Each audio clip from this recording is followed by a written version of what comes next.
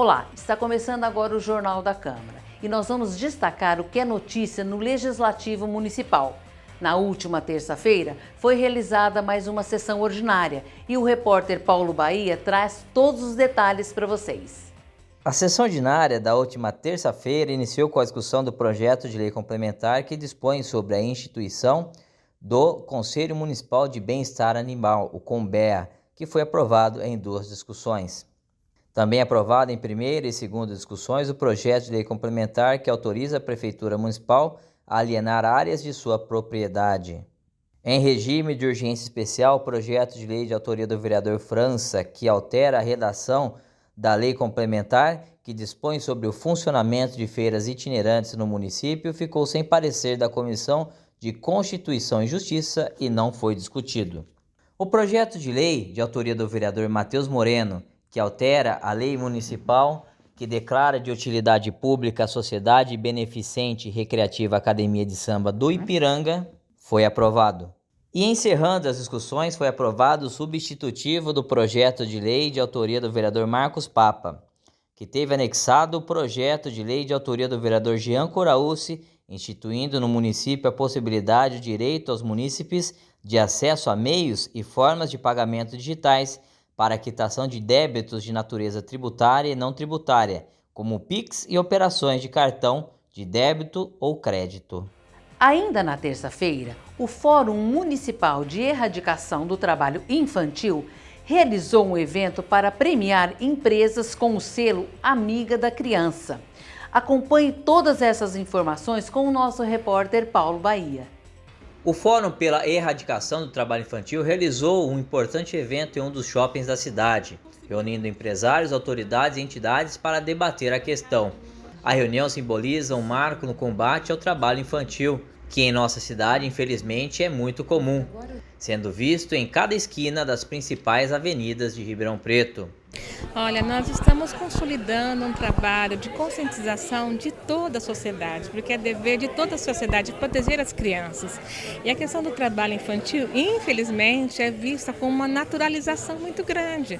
As pessoas veem uma criança no semáforo vendendo um doce num bar à noite, acham que é natural, que é normal. Na verdade, nós precisamos de combater. O lugar de criança é na escola, é um lugar protegido, onde essas crianças vão ter esperança de ter um futuro melhor.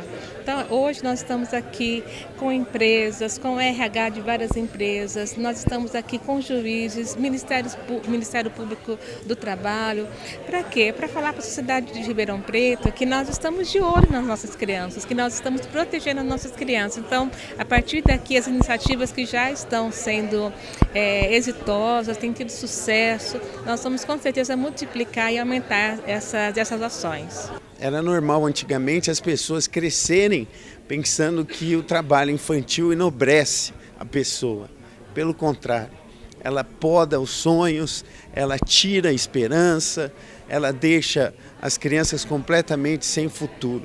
O que nós precisamos sim é dar oportunidade de inserir a educação, o lazer, o entretenimento, a cultura, todas as formas de políticas públicas que possam colocar as crianças e os adolescentes de uma forma a enxergar a vida para elas poderem serem o que elas quiserem e da forma que elas quiserem. O que falta é oportunidade igual para todo mundo. E esse fórum brilhantemente deixou isso muito bem claro a todos que estiveram aqui na data de hoje. O trabalho infantil é prejudicial ao desenvolvimento e futuro da criança. O tempo destinado à atividade priva o jovem dos estudos, das brincadeiras e o afasta de uma boa formação, além de destruir sonhos. Primeiro porque a criança se evade da escola muito cedo, é a primeira das 3 exclusões, da tríplice exclusão que nós dizemos. Ela sai da escola muito cedo e aí ela perde escolaridade e se insere no mercado de trabalho muito cedo, sem escolaridade, e aí ela ingressa em empregos menos qualificados, portanto com salários menores. Primeira exclusão. A segunda exclusão é que ela se perpetua no mercado de trabalho em profissões menos qualificadas. Segunda exclusão. A terceira exclusão vem na velhice, porque ela, com um salário menor, com empregos menores, ela é alijada do mercado de trabalho mais cedo e ela tem uma aposentadoria menos amparada. Então, o trabalho infantil, ela é uma excludente eterna, a partir da infância até a velhice, que não ampara. No Brasil e no mundo, há várias leis que buscam coibir a prática, com pesadas sanções. Investir nos jovens de maneira correta é muito mais vantajoso, tanto para o jovem quanto para a empresa. E o termo correto é investimento mesmo, porque os estudos internacionais mostram que o retorno é de 1 para 10. Então, quando a gente investe nas nossas crianças e adolescentes, nós vamos ter uma mão de obra preparada para os desafios da indústria 4.0, da tecnologia 5G, um cidadão preparado que vai saber votar e ser votado. Nós vamos ter um cidadão também preparado para as questões de não se envolver em casos de corrupção. Nós vamos ter um cidadão preparado também para se prevenir de doenças, as doenças sexualmente transmissíveis. Então, tudo isso daí entra nesse custo que os organismos internacionais apontam. Investir em criança e adolescente, você está investindo na sua nação e o retorno é de 1 para 10. Então, a nossa legislação está em sintonia, né, com esse anseio da sociedade brasileira, só que no curso da nossa história parece que a gente perdeu um pouquinho. Então, agora um evento como esse aqui hoje é fundamental para resgatar essa questão. Ao final do evento, as empresas que conquistaram o selo Amiga da Criança foram homenageadas. Hoje a premiação dessas empresas traz também um incentivo para que outras façam uma adesão a esse projeto de aprendizagem social, uma perspectiva de dar futuro, de dar esperança para essas crianças. Também na terça-feira, tivemos 2 realizações de CES. Uma sobre o sistema viário e a outra sobre o Sasson. Vamos saber todas essas informações com o nosso repórter André Luiz de Jesus. Nesta terça-feira, dia 3 de maio, aconteceram a instalação da Comissão Especial de Estudos para fiscalizar as mudanças no Sasson e mais uma reunião da CE da Avenida Dom Pedro. A CE do Sasson foi instalada por meio de um requerimento de autoria do Coletivo Popular Judete Zilli e será composta também pelos vereadores Jean Coraúci e Bertinho Scandiuzzi. A comissão deverá ouvir servidores e agentes da administração para que as possíveis mudanças sejam devidamente questionadas e esclarecidas. Participaram também da instalação o vereador André Rodini, representantes da vereadora Duda Hidalgo, do Sindicato dos Servidores Municipais de Ribeirão Preto e do Sindiluta. Antes disso, a Comissão Especial de Estudos, que analisa as intervenções no sistema viário da Avenida Dom Pedro I, ouviu o secretário da Administração, Ricardo Fernandes de Abreu, sobre o andamento das obras. Abreu afirmou que, em visita realizada ao local, concluiu que as obras estão em bom andamento e o prazo para o término é de 8 meses. Sobre as penalidades à empresa anterior, o secretário disse que foi aplicada uma multa de R$2 milhões, mas que a empresa entrou com o mandato de segurança para a suspensão do pagamento e o caso segue na Justiça. Para a próxima reunião, a comissão deverá ouvir o secretário de Obras, Pedro Luiz Pegoraro. A CE é presidida pela vereadora Glaucia Berenice e tem como membros os vereadores Bertinho Scandiuzzi e Paulo Modas. Na quarta-feira, tivemos a CP de Transparência e o repórter André Luiz de Jesus traz mais detalhes para vocês. A Comissão Permanente de Transparência e Legislação Participativa se reuniu nesta quarta-feira, dia 4 de maio, para a apresentação da versão revisada da Lei de Metas para a Câmara Municipal, que trata do plano plurianual do Legislativo e servirá de base para a execução, acompanhamento e avaliação da gestão do Parlamento. A reunião foi presidida pelo vereador Marcos Papa e contou com a participação virtual do vereador e membro da comissão Maurício Gasparini. Também acompanharam a reunião representantes da Associação Comercial e Industrial de Ribeirão Preto e do Comitê Municipal de Transparência.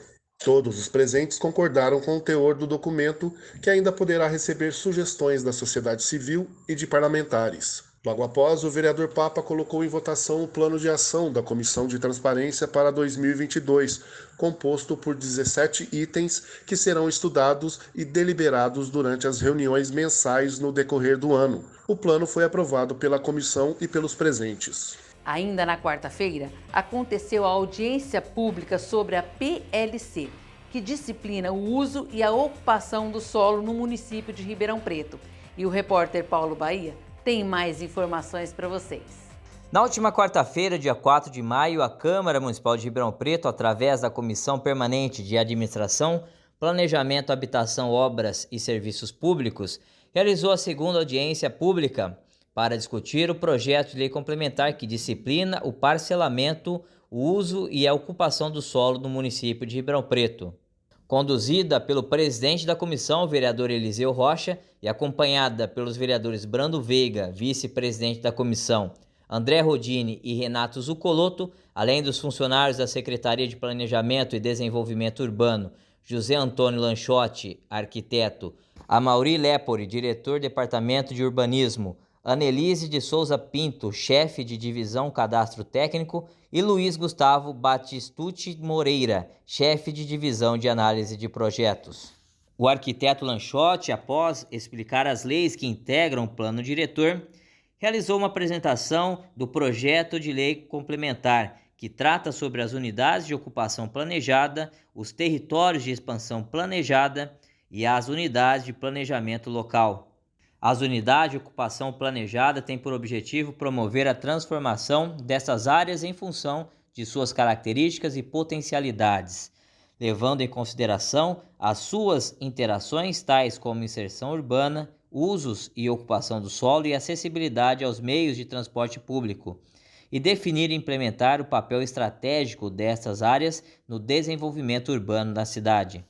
Já o planejamento dos territórios de expansão planejada tem por objetivo identificar frações da zona de expansão urbana e determinar suas diretrizes urbanísticas, considerando as limitações e capacidade de ampliação de infraestrutura local e seu entorno, assim como dos serviços públicos a serem ofertados à população previamente indicada para o local. E as unidades de planejamento local são porções de áreas do tecido urbano com variados tipos de uso do solo, características sociais, econômicas e ambientais específicas, para as quais são estabelecidos diretrizes e incentivos, visando exercer papel estratégico no desenvolvimento urbano da cidade, atendendo ao estabelecido pelo plano diretor. A Coordenadoria Legislativa da Casa distribuiu formulários para que os presentes apresentassem sugestões de emendas que serão analisadas pelas comissões competentes. A próxima audiência pública, realizada pela Comissão de Administração, Planejamento, Habitação, Obras e Serviços Públicos, será realizada na próxima quarta-feira, dia 11 de maio. E logo mais teremos a sessão ordinária. O repórter Paulo Bahia traz a ordem do dia. A sessão ordinária de logo mais vai debater pauta com 5 projetos. Abrindo os trabalhos, o projeto de lei de autoria do vereador Maurício Gasparini, que institui o Dia Municipal de Luta pela Educação Inclusiva no calendário oficial de datas e eventos do município. Na sequência, será debatido o projeto de lei de autoria do prefeito, que autoriza a Prefeitura de Ribeirão Preto a abrir crédito suplementar para atender necessidade de adequação orçamentária e inclusão saldo de exercício anterior por superávit em diversas secretarias do município de Ribeirão Preto no orçamento do corrente exercício. Na sequência, será debatido o projeto de resolução de autoria do Coletivo Popular de Detzile, que altera a redação da resolução que institui a Frente Parlamentar em Defesa dos Direitos das Mulheres. A quarta discussão é sobre o projeto de decreto legislativo de autoria do vereador Bertinho Scandiuzzi, que concede o título de cidadão ribeirão-pretano ao Dr. Benedito Carlos Maciel. E encerrando a pauta, o projeto de decreto legislativo de autoria do vereador Brando Veiga, que concede o título de cidadão ribeirão-pretano ao senhor Carlos Alberto Franco França. E assim, nós encerramos a edição de hoje do Jornal da Câmara. Nós voltamos na próxima terça-feira, dia 10 de maio de 2022, com mais notícias do Legislativo Municipal para vocês. Até lá!